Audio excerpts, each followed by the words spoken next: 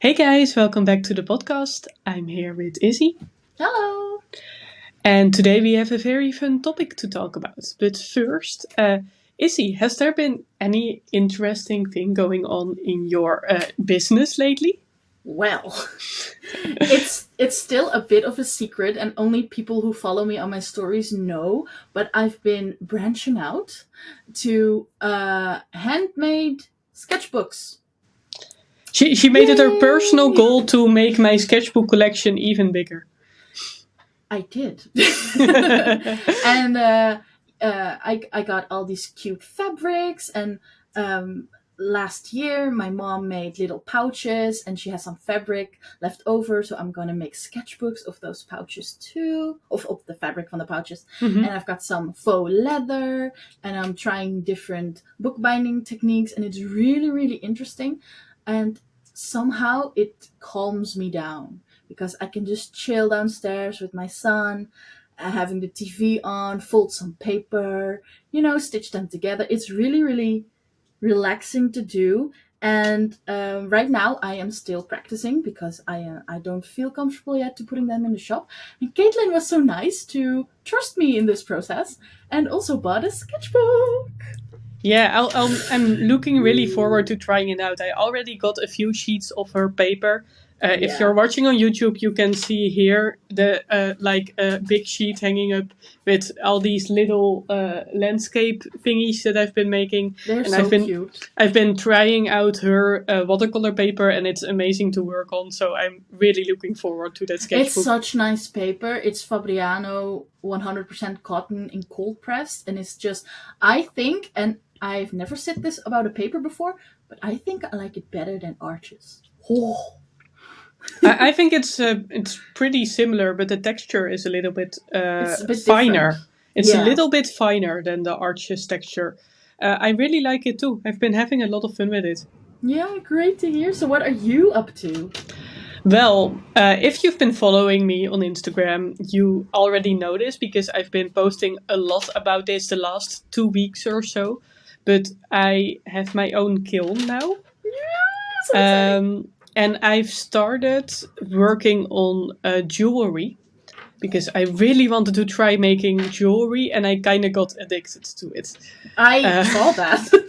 so I've been making lots and lots of little sculptures and turning them into earrings and into necklaces, and it's been a lot of fun. And I just this morning I got a badge out of the kiln. That is, I did the lustrifier, so that's with real gold on top.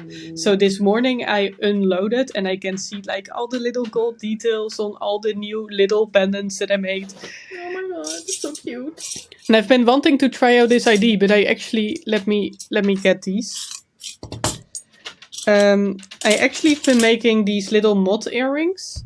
I'll show them on screen. Oh, I saw them. They are really, really cute, the moths.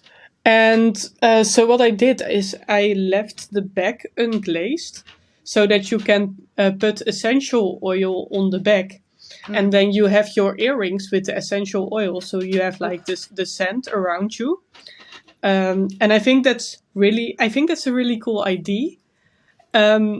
Because it also is like you have some natural perfume and you Yeah, don't have to put it on your skin, but you have it on your earrings.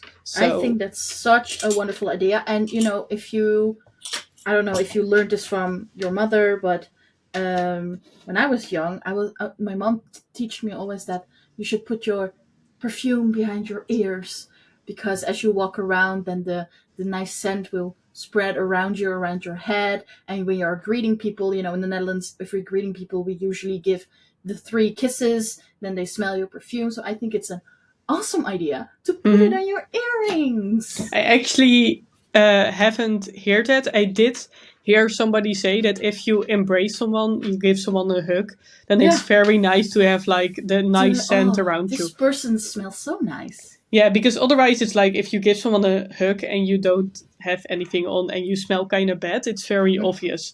Mm-hmm, mm-hmm, So mm-hmm. I think that's really nice. And I personally I am really sensitive to perfume. So I get really quickly that I get like allergic or Headache? get rash. Oh, yeah. Like, Oh, rash. yeah, I get like itchy. Oh. So I don't wear a lot of perfume, but I really like different essential oils, and I use them all the time. So yeah. Lovely. So I'm really looking forward. I just got them out of the kiln. I'm going to make some earrings out of them later today, and then I'm going to try it out and wear it myself and see how it goes. Exciting. For those who don't know or are not watching us right now but listening somewhere else, I have these super cute chicken earrings from Caitlin. They're like little dangly and then they dangle around and also has the beautiful gold luster stripes and they just make me so freaking happy because they're chickens. Yeah, I love to see that people are like so happy with these and wearing them. Yeah. I'm wearing a little mushroom right now. I want to make like a whole line of autumn themed mushrooms, Oh, that's autumn themed amazing. earrings. So I'll have mushrooms and I'll have the mods, but I'll combine the mods with like green and orange colors. Ooh. With like green and orange beads. I ordered some natural stone beads that are gonna be Ooh. really fun. That's So yeah, amazing. it's gonna be autumn themed, and I'm gonna release the line. I think in the beginning of September. Well, this is um, a nice plug of advertising to our subject of today. Yeah, because we're gonna talk about how to market your art business. Yay, I get a marketing! lot of questions about this from new artists. Do you also get a lot of questions like new watercolor makers asking how did you do it? How did you Yeah, grow? so I am part of like a group of not really a group, but like a group chat on Instagram with different paint makers all over the world, and they all struggle with sales right now. Mm-hmm. And but I see that they don't focus on marketing. And I truly believe from the beginning already, marketing is so super important because, and that's my, not my trick, but that's always my goal. I want people to fall in love with my product. Mm-hmm. And the only way you're going to do that is marketing. Tell them about the pros, tell them about why your product is better than somebody else's product, even though it's the same thing. Mm-hmm. And if you, and, you know, and in that group, they like to complain about that their sales are not as they want to, and I always say marketing. And I feel like marketing is such a big topic that we can definitely split it into two podcasts. So we're going to talk about the social media side of things in this podcast. Yes, And then in yes, the next podcast, we're going to talk about the not social media side because there's a lot that goes into marketing. I feel like a lot of people hate marketing.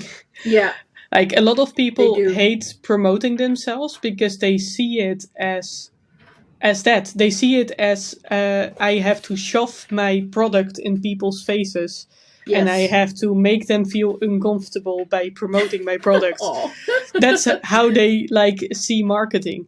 You get yes, like the shout outs on YouTube, like you have to stop and like you have to end your video with subscribe and comment because yeah, you have to like market yourself, or you'll have to yeah, be like, go check out my Patreon, I really need your money. yeah. Oh, but that's oh, I always find that hard too because then you're actively asking for money. You Mm-hmm. know, become a bird member and help me support running my shop. Blah blah blah.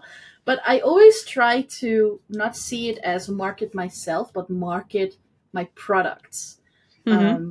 I try to step away from the me, and I see this in my marketing myself. Whenever I announce a new product or anything, um, I don't talk about me. I talk about my business and I talk about Mm-hmm. we. You know, we in the sense like there's more than one person, and there is me, the supplier, the manufacturer, and all the other stuff. Um, but if you step away from the me, it's easier to market yourself, I think, Mm-hmm. and shove it down their throats. Because in the end of the day, you have to shove it down people's throats because you're still attached. If we talk about social media, you're still attached to any social media's algorithm. Mm-hmm. and you may have 50,000 followers, and maybe a handful only see your stories or your posts or your reels.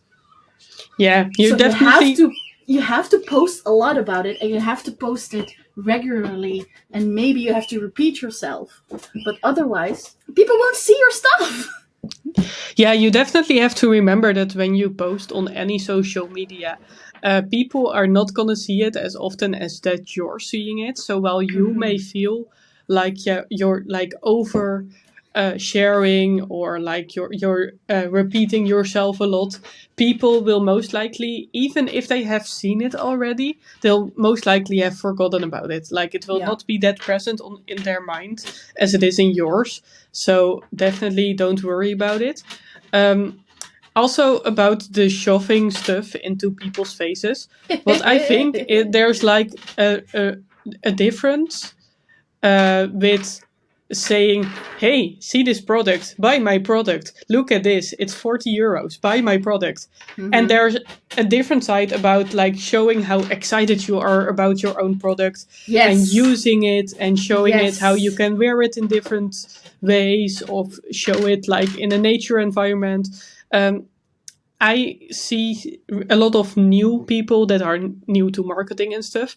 I see them doing the first thing, where they're like, look at this. This is new in my web shop. You can now buy it for 40 euros.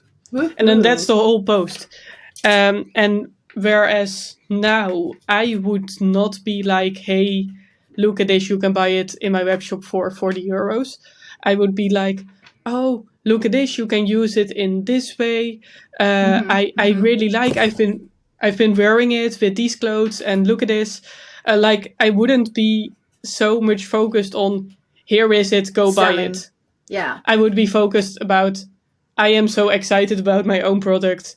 Yeah. I want you to be excited about it as well. Yes, and show them, why are you so excited? Because it makes me happy, and look how pretty it is in nature, and look how it can help you, the potential customer. Look how it can help you in your either day-to-day life, in how you look. That is so much more important than, because if you just be like, hey, this is a new color, go buy it. It's quite expensive, but you can buy it here. And people will be like, why should I buy that? Why should I buy that? Mm-hmm. And for you, of course, because you have paints, and of course every paint is a new color, every paint is a different granulation.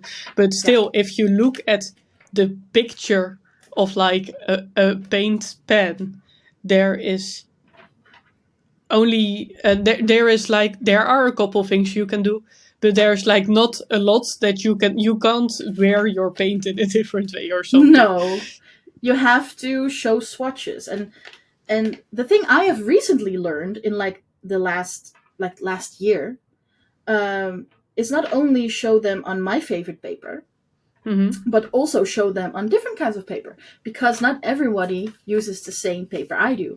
And I don't even use the same paper I make my swatches on. I make my swatches on Khadi cotton paper, which is very rough and very textured, so it shows granulation. But when I actually paint, I just use cold press, a regular old cold press, and paints can look different.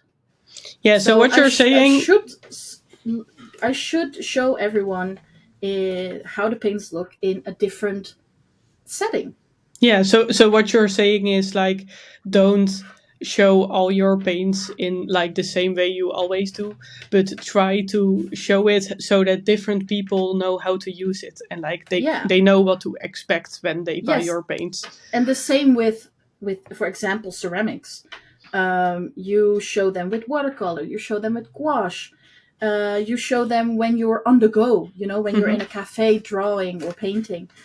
So it already shows you can use them for watercolors, you can use them for gouache, it's small and handy, easy on the go. You're already showing a lot more than just, hey, this is my studio and a new paint palette. And what I like a lot about that is when you say like you go to a cafe and you use your watercolors and you show that you're using them. I Yeah. really like about that is that you are showing yourself in a Yeah. setting. So Yeah. first of all, the people that possibly wants to buy your product gets to know you a little bit better, which I think Yeah. is very Very very important. nice, very good for a brand. And also you'll show them a situation where they can picture themselves in, which is also very helpful because they'll be like, oh, I want to buy this watercolor set so that I can go out and paint in cafes.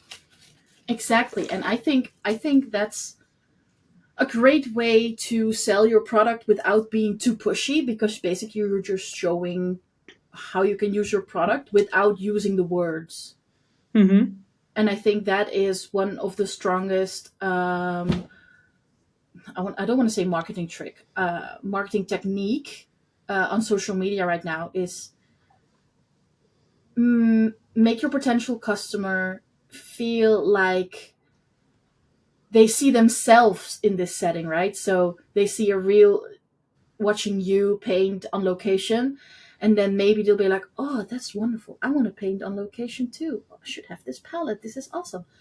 Yeah, and Um, they also get like the little bit of fear of missing out. They're like, oh, I really want to have that feeling that that person is feeling right now. I want to buy that feeling.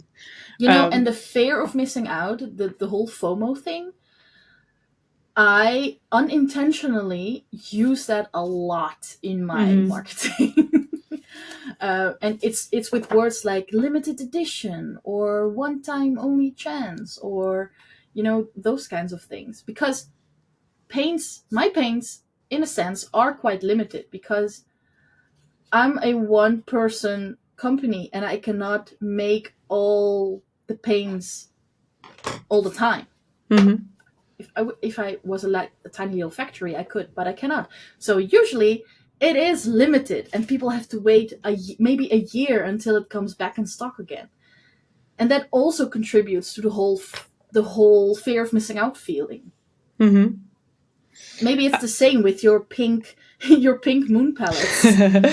Yeah, I definitely did it that one time. Like I had this one time where I made, well, I didn't really made a mistake, but I was renting like the public kiln, and there was somebody else that put like a lot of pigment on one of their pieces, and somehow that pigment influenced the entire kiln how the glaze turned out. Oh damn. And instead of white pellets, I then had pink pellets.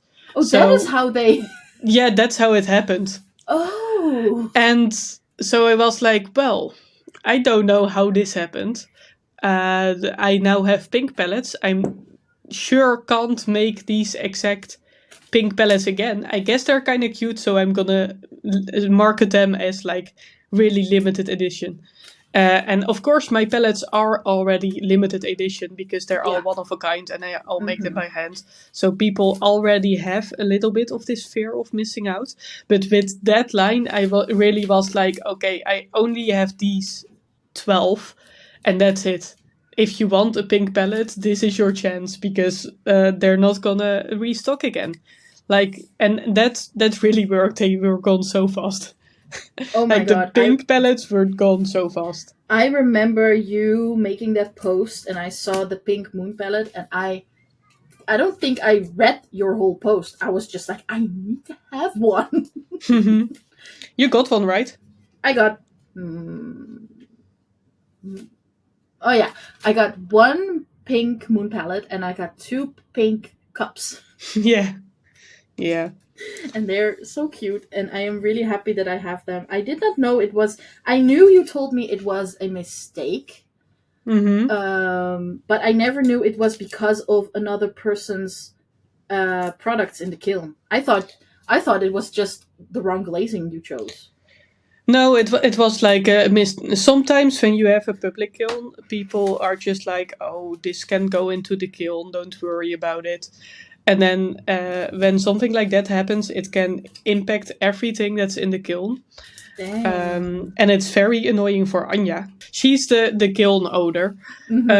And for her, it's like the most annoying because then she'll have to explain to all the other people that somebody did something that she wasn't aware of, and now their work got ruined. For me, it wasn't like I'm very flexible. For me, it was like I still like this. Don't worry about it. Yeah. But sometimes for some people, they had like a very specific vision in mind, and now they spend hours and hours working on their piece. And because somebody did like something reckless in the kiln, it didn't work out. So that's Oh, kind of that annoying. sucks. That really, really sucks. I do feel like the FOMO thing where you're like limited edition sometimes gets overused a little bit. If you Yes. see like some bigger stationery brands, for example, they're often really like a limited edition pens. Get them now. Oh my god, Only Notebook Therapy does that. yeah, and they're like, oh, you have to buy it now because the sale ends in 7 hours. And I swear, it's every day is the sale ends in 7 hours. Yeah, It's- and every time you go to that product or their website, they're like, oh, so many people have that already in their baskets. Be quick before they're gone. Oh my god. But it's a marketing technique that I don't like, and by the by what you're saying, I don't think you like that either. But it does work. Somehow it does work. And I Yeah. think because it's a bigger company, it is more acceptable, maybe, Yeah. to do that. Because as a small bit, if I would do that, I would get very angry DMs. Yeah, that's true.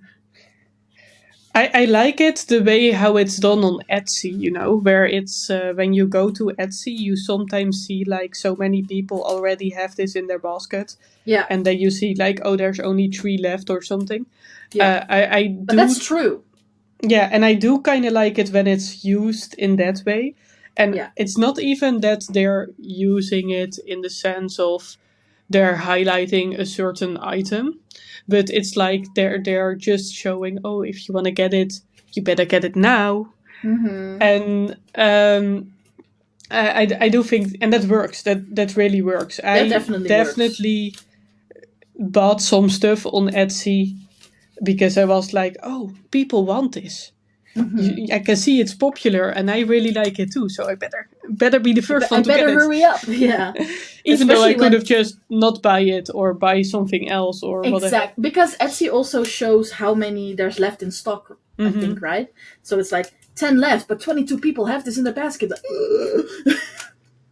What I've been doing for a little bit of FOMO, I actually did it first time last shop update, is I do my shop launches, like my shop is not always online.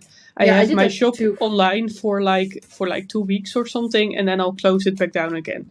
Yeah. And that way I can make a couple of posts on social media, and I can spread out when my shop update launches. And then what I do is I put a discount code for the first 2 days. So if you get something within the first 2 days, that's very convenient for me because that means I can pack everything in one go. And then for the customer, it's like if I get it now, I have a discount. But if I get it in like 3 days, I don't have a discount. So better get it now.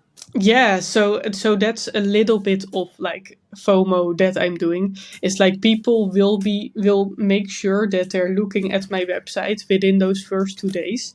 And then if they're like, do I want to get this?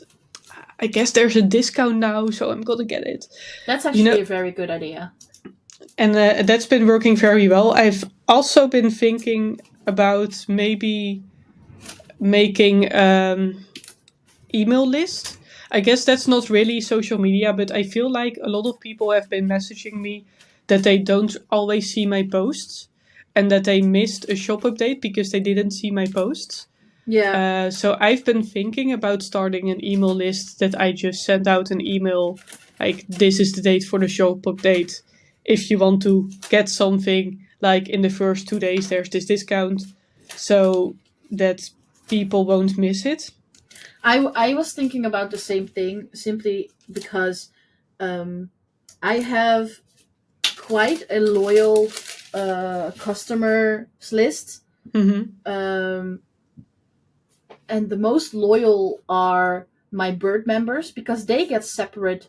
They get like early access. They got an extra discount code. Um, and that's not, maybe it's not really marketing, but it's more of a like a loyalty reward because they Mm-hmm. do pay a lot to be a member. So I think these extras are fine. But they get Ko-fi updates, and I'm Yeah. like, oh, I'm gonna put these in my shop, this and this date.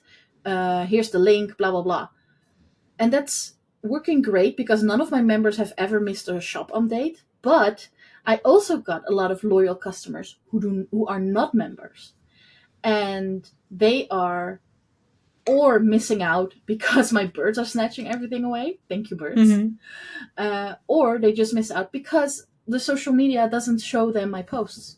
So I Yeah. also was thinking about maybe like a subscription, not subscription, subscribe to the newsletter thing.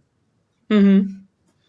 And I think because I am recently subscribed to other makers for their newsletter, because they also handle it very, very, very, very nice. So when you the marketing they use is if you subscribe to their newsletter, you get a certain percent amount off your first order. Mm-hmm. And I think that's a great strategy because it gives people an opportunity to have a little discount, and you have a bit more reach with your uh, email marketing. Mm-hmm. Yeah. And it's funny because back in the day, like maybe 20 years ago, email marketing was normal, right? You will get emails with with news and maybe blog posts and blah blah blah, and then it sort of disappeared because everything went to social media. And now social media is so overcrowded that people are started blogging again because vlogging is now to the whole world is too saturated, and the social media is too saturated with people and accounts, that people are going back to blog posts and emails. Yeah, I also think that people were at a certain point, it's like you don't want to reach your email anymore because you get so many emails. Yeah. And then you wouldn't subscribe to a newsletter because you already get like 8 newsletters of Mm. AliExpress and Etsy and Those like AliExpress emails. My God. I especially hate the AliExpress emails because I've unsubscribed from them 8 times and I've blocked their account and I And you still get the still get emails. emails. Same, me And too. I hate it so much. I regret ever buying, like, I bought something once on AliExpress and I regret it so much. It But I is feel really, really like annoying. now people are starting to be more like, oh, I have this one or two things that I really don't want to miss an update from. And then And they subscribe. and then social media isn't like they don't get notifications anymore. Mm-hmm. So then they subscribe to a newsletter. So the really important things they get an email from. Yeah. So I think that's nice. I still need to look into it. But that's also another reason why if you like people want to see your stuff and social media right now is making it very difficult. So really it's okay to post things more than once. It's okay to make multiple posts about the same subject and be sure that people who want to see your information can actually find it. Yeah. I So saw maybe you should post it maybe every day for a week in your stories or as a reel or as a post, but just, uh, don't re-upload the same image. But then you can yeah. upload the same message in a different way. Yeah, Like or you can like upload the same items in like yeah, a different photo. setting.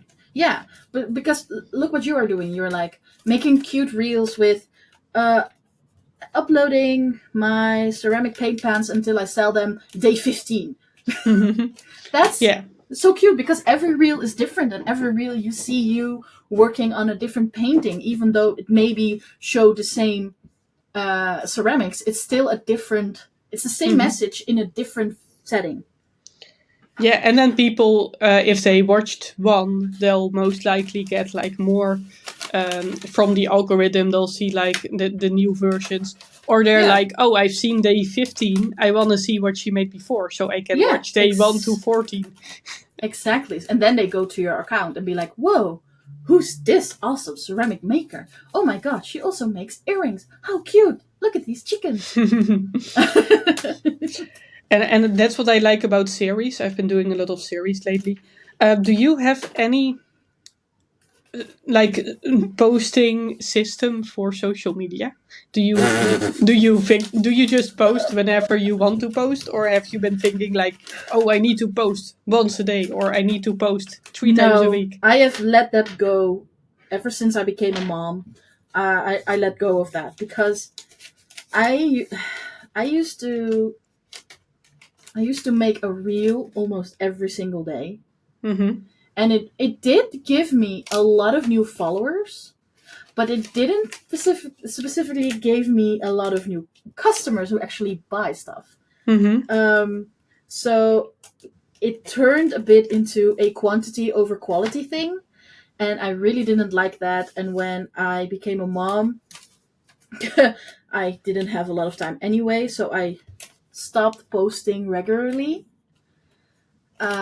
But now that I have a bit more time, I'm trying to post more. The On my stories, I'm always active, but like the actual posts, I don't schedule them Mm-hmm. because I'm a very impulsive person, and like whenever I'm, for example, the before we started this podcast, I had a little bit of time left, and I thought it would be a great idea to try a new pigment. And I could film that, edit it later, and then post it later. But instead, I just do it on the go and almost like live. So when I'm working on a pigment, you will see it on my stories, and I will create a pretty picture afterwards, and I will post it immediately. Mm-hmm. First, because I am still excited over the color I just made. So that excitement I can put in the post text. And Mm-hmm. I do make pictures of different angles, so maybe I can upload it on a later date when I'm like, I need to post something, but I didn't do anything. So, like backup post pictures. But other than that, I don't schedule anything. I don't have a plan because I feel like the algorithm changes every single day, which is the nature of an algorithm because by nature, it evolves itself to all users. Um, so I don't feel the pressure of having like a posting schedule. I Mm-hmm. think. I, So what do I I you do? don't really have a schedule or something. I do try to constantly be thinking about, can I turn this into a post? Yeah, And I also try to have just fun with it. Like, yeah, I think a lot of people are really pressured and they feel like the posting is like really frustrating. Um, and I just really try to think like, ooh, is this a cool idea? Do I want to turn this like into a cool reel or a cool post or something? yeah. And I'll really, so maybe I'll be painting and then suddenly I have like pretty light coming from the window, and then I'm like, Mm, oh, this light hits my painting so nice. I'm gonna take a picture right now because this is like a really nice situation. yeah. um, or maybe I'll be thinking about an issue or a problem that I have, and then I'm like, can I show this problem in video format? I've Oh been yeah. doing that with like a couple of days ago. I had the video that's like, oh, I was filming myself and I had like this really nice little corner on my table that was all nice and clean, but the rest of my table was a mess. Oh, I saw So that. What you see and what you see. yeah, so I was like, okay, you see me like with the little perfect corner, but actually my table looks like this, and that's very relatable, and I think that's quite funny, and it It is. makes people feel like comfortable because they're Yeah. like, oh, I thought this other person was having like a perfectly neat desk and being so organized, but actually they're just like me and they have a mess. Yeah, that's what I always like to show regularly on my stories as well. It's like you first see a cute swatch picture of this beautiful paint and it's perfect and it's granulation, but it's always a zoomed in picture of like a Hmm. swatch on a piece of fabric, but the fabric is just like a pillowcase. Hmm. And it has like dry flowers and it's awesome. And then I zoom out and you see the whole mess on my desk. And people really like to see that you're also just human, that you're not Yes, like a fabric that just produces paint. exactly. And I think it's also maybe a generational thing, like, because I see a lot of businesses on Instagram who are like maybe our parents' age, Hmm. and they post solely about their products, right? Um, Products in different settings, and that is fine, but they never show a personal side. And I think showing your person, and it's without, if you're not being comfortable with showing your face, you can still show personal things without showing your face, like the messy desk. You don't Hmm. you don't need to see the face for the messy desk. And just like you said, it makes people more comfortable, and especially I think it's important, relatable. Hmm. And you can let your personality shine through a post even if you're not showing yourself as a person. Definitely. Because if you like to make jokes, or if you like to show that you like cute things or stuff, or Yeah. you say you've been going to these new action movies or something and you post about that, Yep. and somehow really often you can see by the work that people make, you can also see what they like, and then if you combine those things you get an even more whole image of like um, the type of person that can connect with those products.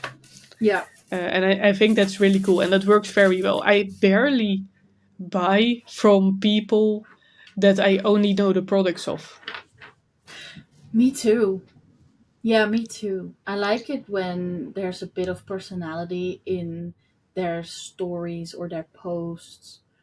Even if they're just showing their pets, Mm-hmm. or there are other people who constantly share their work, and then memes that are super funny. Mm-hmm. Um, that gives you a sense of their humor. Uh, or you have people who are complaining about certain things in daily life, and I think everybody likes to complain. So again, that's also a nice personal touch. And that is where I usually either start a conversation with, or I buy their products because it's just awesome. And I think that a lot of people fear that they're not being professional on their accounts. Like they feel like, but wherever you're posting, like all of this stuff doesn't really matter if it's for Instagram, if it's for TikTok, if it's for YouTube, whatever. Mm-hmm. People feel like they need to keep up an act because they want to come across as professional. Yeah, but that's my question. What is professional? You know, Hmm. why does our generation still have this image in their mind that professional means unpersonal, Hmm. means business, means people in suits, means TV commercials? We are basically very small businesses,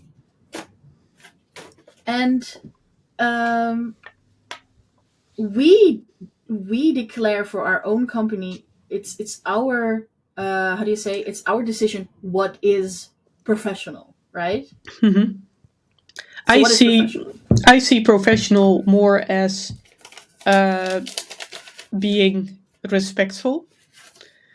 responding to like questions and stuff, of course, is professional. Like if you get a question about where the product is that they ordered, or if you get a question about when your restock is going to happen, of course, answering to those questions is a form of professional, like living up to your responsibilities as Yes, a of business course. owner is, of course, professional.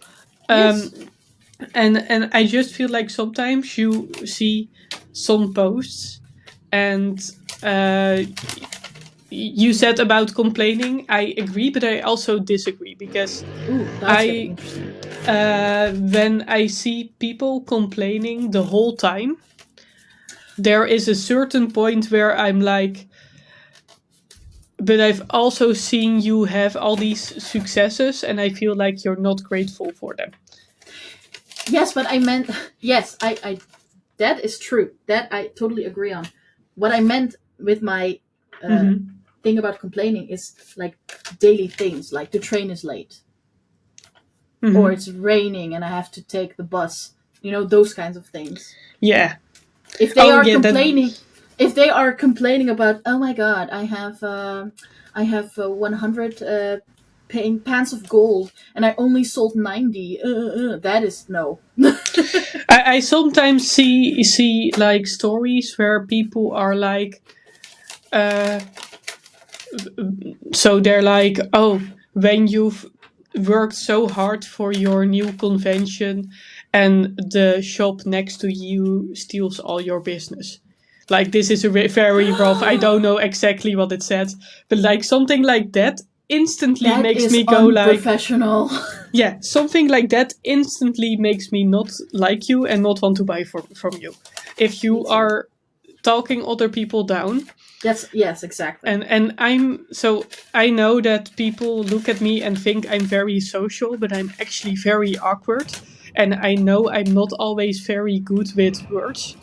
And sometimes people think that I am complaining about other people, but I'm actually trying to express like what I feel that I'm doing wrong, but then they feel like I'm complaining about other people, but that's almost never how I mean it. Really?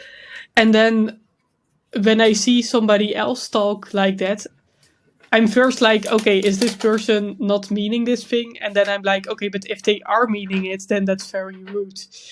That is very, very, very rude. I mean, you can feel that way, but it's not. I don't. Yeah, I don't. I should not. That is the thing, you know. It's the Mm-hmm. same thing as. It's all about communication. It's the same thing for example, I have a shop update, and one of my Mm-hmm. other paint friends around the same time have also a shop update. You could be angry at the other person because they're stealing all my customers, or you can talk about it. You can be like, hey, I'm having a shop update this and then. I see you also have around the same date have a shop update. Are you comfortable with that? Do you maybe want to talk about maybe changing our dates? Blah, blah, blah, blah. How do you feel about that? And that is way more professional than saying absolutely nothing and at the end be like, oh, they stole all my customers because they had a shop update first. Yeah, and also try to look around and see how you can be nice to each other. I feel like this is not really in the marketing strategy, but it is in like keeping friendly with each other, because I feel like the best marketing is customer satisfaction, and Mm-hmm. most of the time your other art business people are also your customers. And if you are Yep. professional in the sense that you are respectful, that you also want them to succeed, they possibly also want you to succeed. And with that, Yes. it's first of all better for your own mental sanity, because you're not making yourself crazy about like getting all these negative feelings because you feel like, oh, they're stealing my customers. Mm-hmm. So that's a very good reason already to not like have this negative mindset.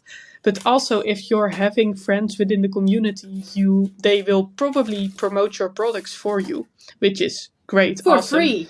You are wearing my chicken earrings and showing I them am. in your stories and stuff. Because I like you. That's awesome marketing for me. That is awesome marketing. And that's only possible because I'm not being rude towards you. No, you are not. How surprising. How refreshing. and also, like, they will probably promote your products. Of course, you should also, like, do it for them. So if you really like their products, you should also promote their products. I do say you have to genuinely like what they're doing, because otherwise it may feel fake for the people that are looking at your account. But if you really like, you should definitely promote for them, and then maybe they'll promote for you if they really like your products. And I think that really does a lot. It's like the influencer marketing thing, where it's like, but instead of you're sending your products to influencers, you're sending it to other makers who are kind of influencers. You get what I mean? Yeah, they can definitely influence other people to buy your stuff because yeah, but that's the thing about the word influencer, you know?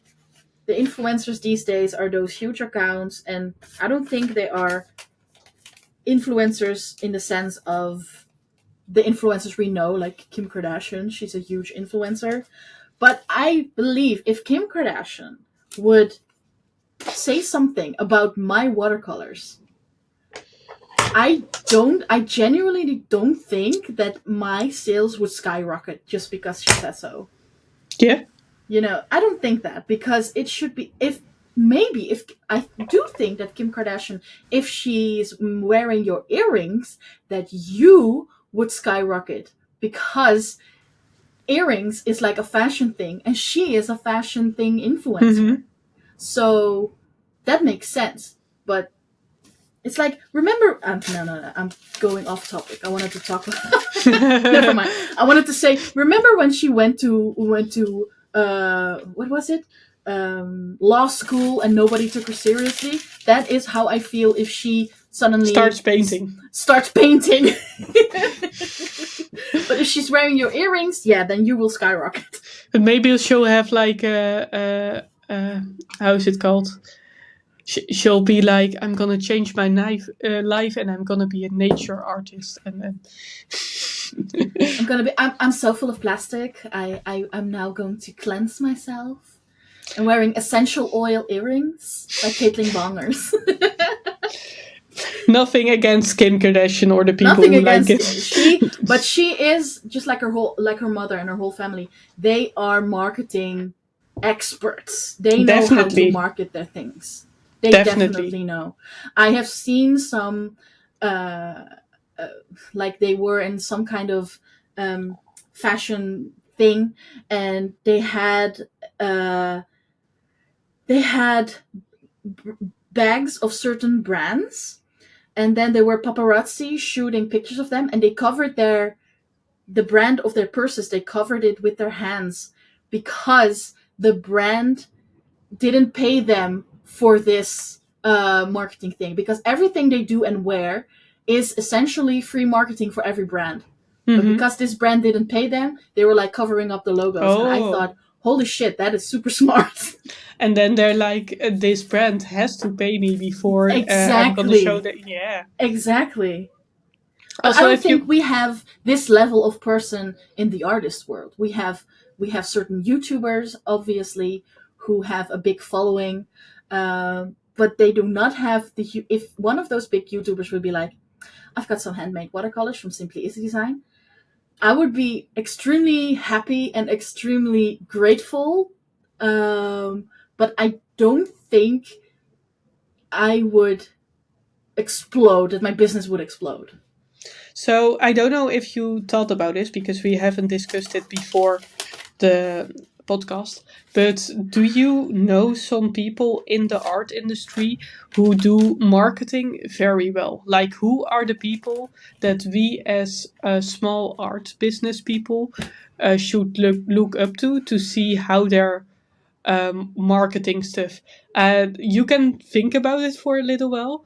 I am going to say Jazza is probably one of them. Yes. I think But Jezza is very well in like marketing stuff and making it like hype, making he can hype for hype it. things up really, really well. I also think about when I think about Jazza, I also think about God. What's her name? Chloe. Hmm. I Yeah, don't know. I You think know who I she's. mean? Yeah, I know who you mean. But I don't know her account very well, but she shows like a lot of art boxes, right? Yes, exactly. She is an artist and she did these reviews and stuff. And then it started with some art subscription boxes that she reviewed, and then it slowly turned into an art subscription box review channel because Hmm. she did a lot of those art subscription box. And I think she did it really, really well because she shows what's in the box, what brands she likes, what she doesn't like of brands, and she also showed boxes who uh, who collaborated with smaller artists, Hmm. and I think that's maybe an opportunity for the future. These art subscription boxes, because these boxes are great for people who are creative but they are exploring other mediums. Hmm. I think that is great, and I also think that Super Ray Dizzle. I, I I, don't, think I don't know them, I think. I think that's her name, but she is. I don't know if she's still active on YouTube, but she used to do a lot of product reviews in a very funny way. For example, she would be like comparing pencils of the dollar store with Primatech. You know, Hmm. Primatech. What am I saying? With oh shit, what's the name? Polychromos. And then she's a really good artist. She would make a drawing side by side and compare the two. And then it was like the review and her thoughts about the polychromos versus dollar store. So it's not only look at my art, I can draw really well. Do you like my art? No, It's no. also adding value for the people watching. That Yes, they are like, oh, I like drawing too, and now this amazing yes, artist is showing the difference between dollar store and exactly. And polychromos. yeah, and this brand, and it's very, very interesting.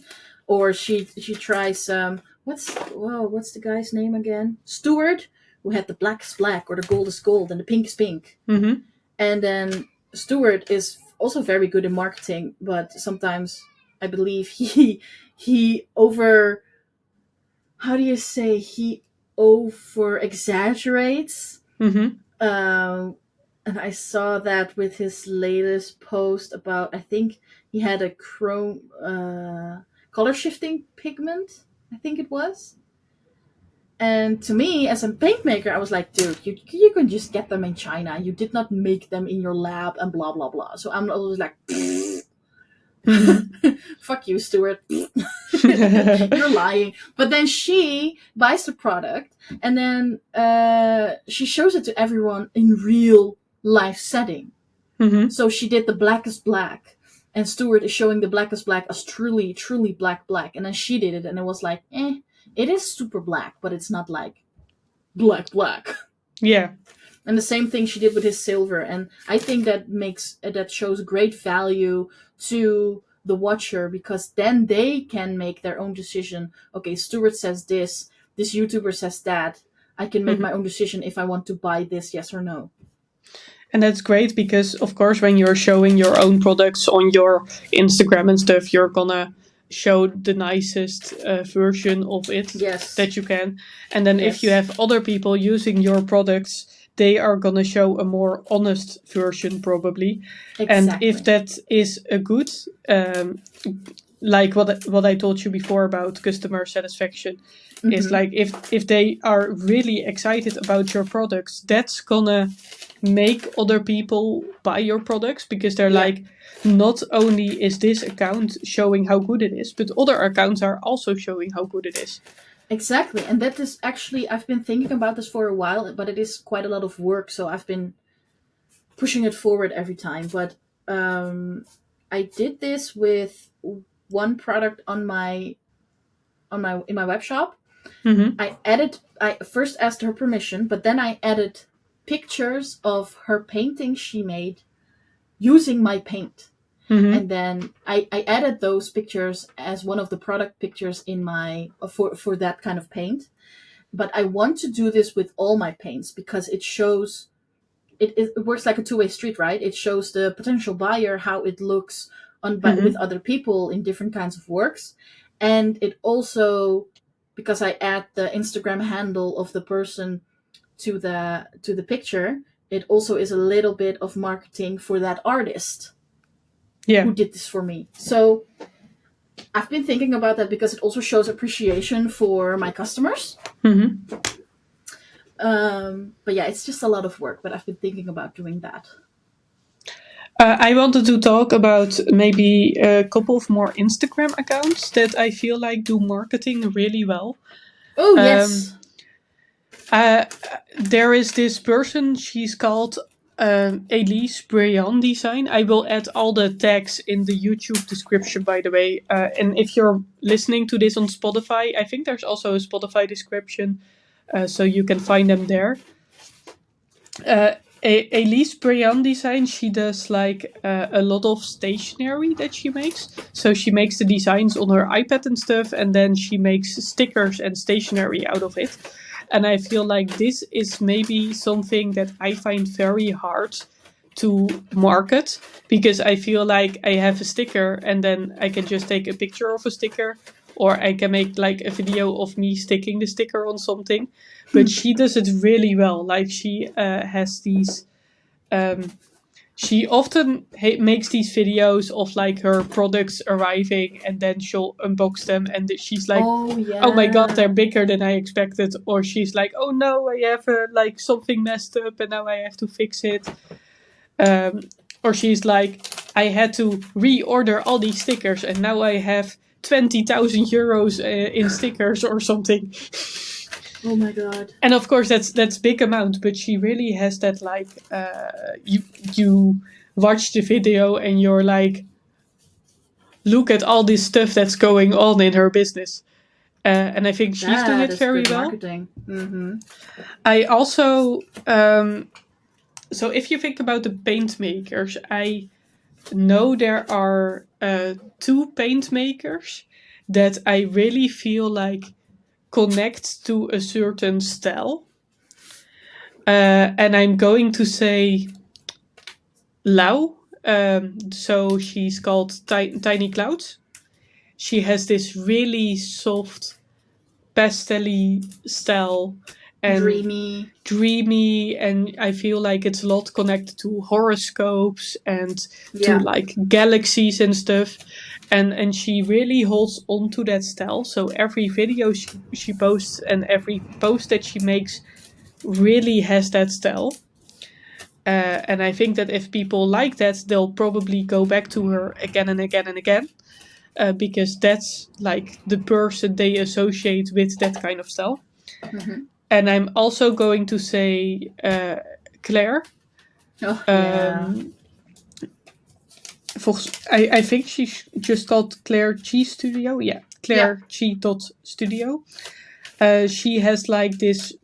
Of course, you associate the shimmer paints with her because she makes by far the best shimmer paints that I know. Oh, they're so good. But she makes a lot of posts where it's like either a whole bunch of pens neatly stacked against each other, and you have like all the different colors, and then a certain paper underneath it, and you have the swatches next to it, and you have like this really nice. You should definitely check her out because you'll see what I mean. Her whole page is so aesthetically pleasing. It's amazing, and she also has these like very simplified pictures of her dot sheets. Yeah. She sells very big dot sheets with like 200 dots. I don't know how many dots are these. Yeah, I think it's like all her colors or something. Yeah, it's a lot of colors, and then the way that she makes the pictures is just really nice and simple and pleasing and clean. Yeah, it's really clean, and she repeats the same way of making the pictures, but it's like not next to each other. So every 5 posts, she will have a picture like that or something. Yeah, I think it's amazing. She's amazing. Yeah, definitely. So go check her out if you need to.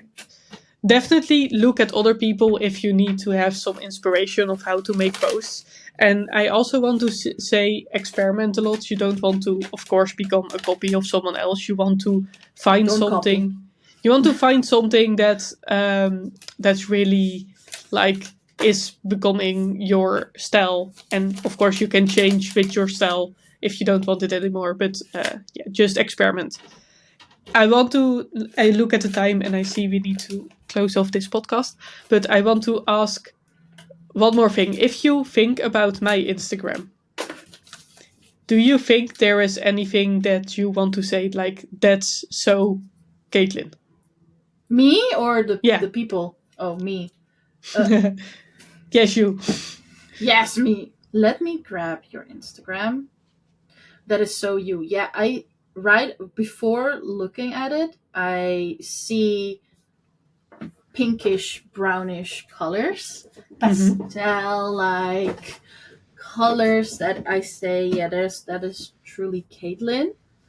I also see you use a lot of natural lighting, so it's very in contrast with my pictures, because my pictures are always not oversaturated, but very saturated. Contrast is a bit up, and you can see it's studio lighting. But yours is very natural. Oh, organic. That's how I want to call it. I think your style is very organic, and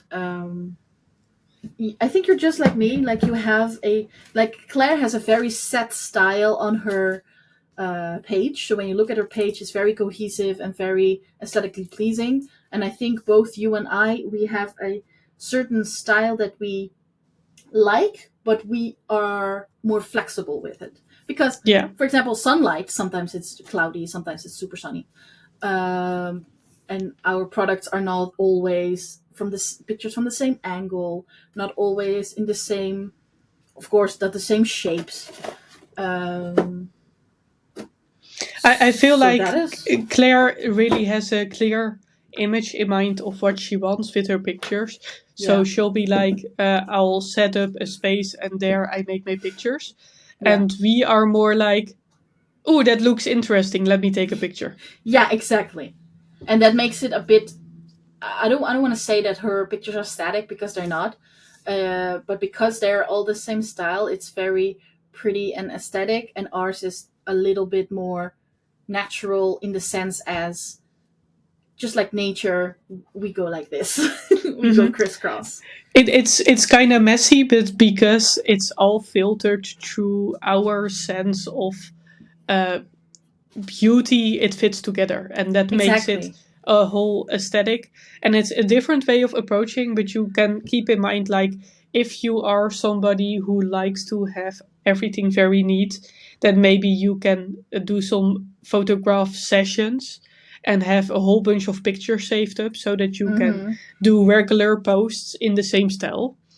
And if you're more like you see something and you want to capture that and you want to make a spontaneous post about that, like how we work, then maybe you can try that out. Definitely try out both ways, and maybe one works a lot better for you. Yeah. And I also got a question for the people who are listening. We have been talking about the marketing on Instagram, but what we didn't, or social media in general, but what we didn't talk about is paid ads on social media. I do not have any experience with that. I don't know if you have any experience with paid ads. I know there was like a certain time, like a year or 2 years ago, where Instagram gave away like 20 euros of free ads or something. Yeah, that's true. And I used those. But I used that one too, but I didn't see any. No, but I haven't really used it at all. I kinda want to try it out and see if it does anything, just to talk about it. But also, I feel like it's a waste of money. I feel like it maybe doesn't do anything. Yeah, so that's a bit of that is why we didn't talk about it in this episode, because we simply do not have the experience. But if we do, we will definitely talk about it. All right, I really enjoyed this podcast. Yes, me too. And I'm looking forward to talking about the not social media side, because I think that's going to be. I think we're pretty much a lot social media focused because we sell a lot of our work. But I think we Yes. also do quite a lot, both of us, to not be solely dependent on social media. And I think that's going to be interesting to talk. See you in the next podcast. Yeah, thank you for listening. Bye bye. Bye.